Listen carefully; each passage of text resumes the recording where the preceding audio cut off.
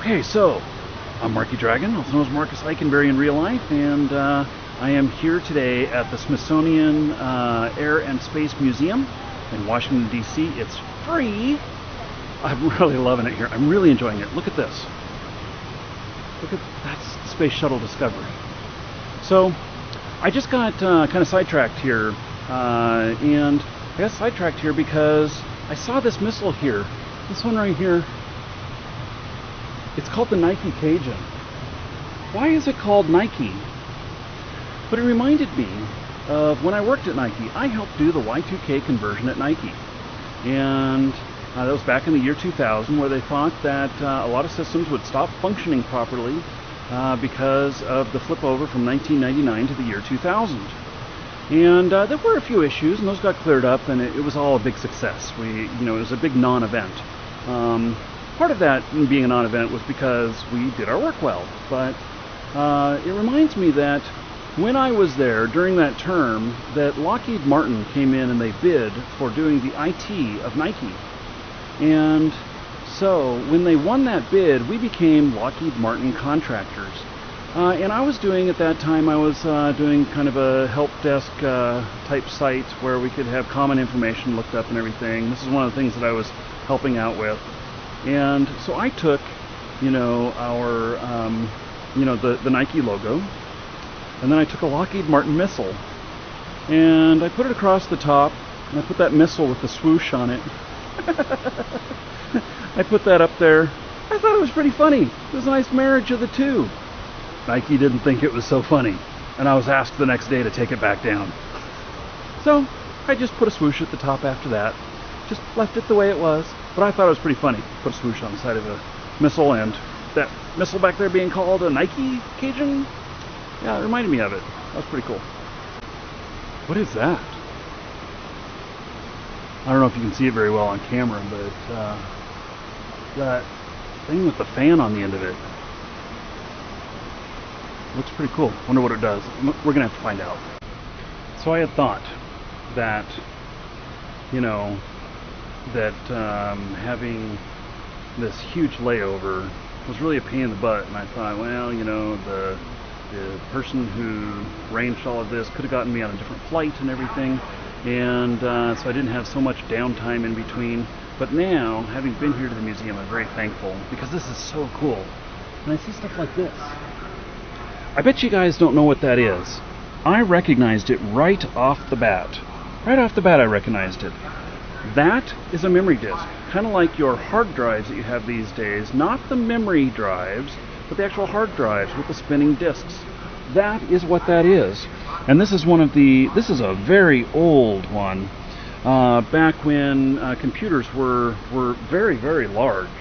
So that big of a disk there, I don't know if it says here how big that was, but that was probably somewhere around 2 to 5 megabytes on that platter, and it would write just like a record. It would have a head that would float just above, and would read and write magnetic data, except it could be written over and over again. And so this is just a commemorative plaque, for using the system there. One of the memory disks, when they decommissioned it, they pulled this out and they signed it, they autographed it. So, just really cool. I don't have any disks that big. I do have an old MFM drive. I saved it. I saved one of the disks. And the MFM drive, it's really only about, disk is only about this big. It was a 5 1/4 inch discs. And that one was, I believe, 20 megabyte in that disk. But this one, whew, that brings back some memories. In fact, look what I just ran into. Here's the computer it came out of. So this big computer here, I don't know if it says how much. It was a 48-bit computer. Oh my goodness. It only had 128K of memory, and cost 1.9 million to develop. Yeah, this is the stuff here. There's golly, when I went into Nike, when I was working at Nike, they had a couple of these old things in the server room, They didn't have stuff quite this old, but they did have punch cards and stuff like that, and there was boxes of punch cards in there and stuff, and it was fun to look at. Yeah, this is some old stuff. Lots of fun. Looks straight out of the movies, doesn't it? Check it out. The sharpness, the brightness. They even have a button there for haze remove. Haze? So you wonder why your XM radio service is so crappy. You know, so this right here is a satellite right here. This is one of the XM radio satellites.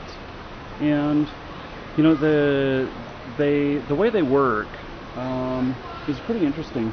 They were actually designed here, it looks like they started in service in 2001. And I don't know how they got this one, but these solar panels right here, they fan out. I don't know if you can see it here, but on the sides, but they actually come out there and go way out on each side.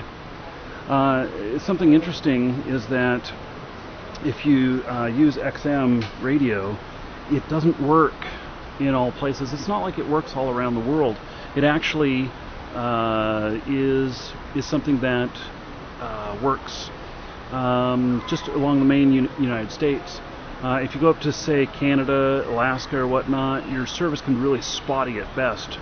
I use XM on my bike, and being down in Florida, I'm down in the lower region and everything, and I have a few problems with it here. When I'm across the Midwest, you know, the middle of the United States and that kind of middle band there, it seems to work a lot better.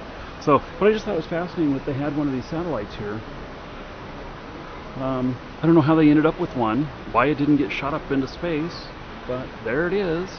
And you know, this is one of the more modern satellites, and it takes years and years and years to get these things up there.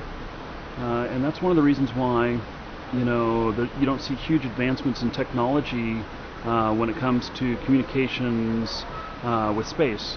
And the costs are enormous, and to get something like that up there, I don't know how much it would cost to launch that, but I suspect at least a couple million. And then to build that satellite, what do you think that costs? I mean, I have no idea what something like that costs to make, but it's got to be enormous in cost. It is just incredible seeing the space shuttle this close. And getting closer, it's awesome.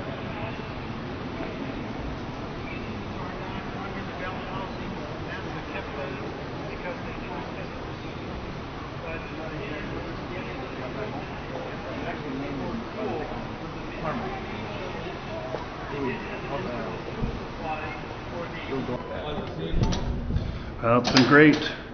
Air and Space Museum here in Washington, D.C. Well worth the money I paid for it. It really is only free. So check it out if you're ever in Washington, D.C. This was great. So public transit for the win. It's kind of funny. I didn't have the right amount of money on me. I only had fives, the smallest on me, and so it cost only $1. So I said, okay, I'm buying for the next 4 people behind me. None of them knew that I did it, and so they were all talking about it. It was kind of fun. I didn't fess up, but it was kind of fun. Now back to the airport. So I wanted to get checked in so I can go through security and everything, but damn, they're closed.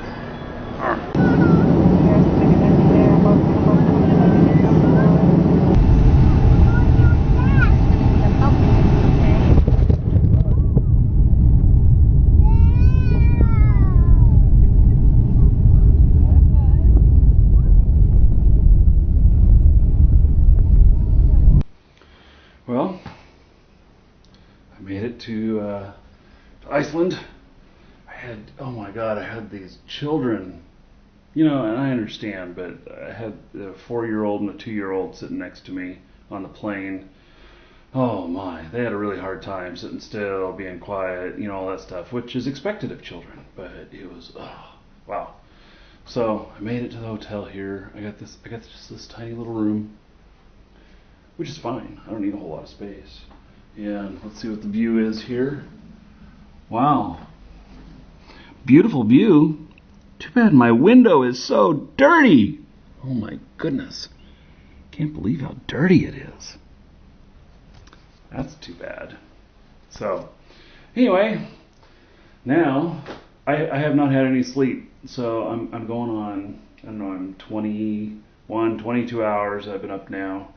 And I think I'm actually going to go get breakfast, and then I don't know. Maybe I'll take a nap, and I don't know. I guess that's a day. So later today, go out and play. I have no idea what I'm going to do, but figure out something.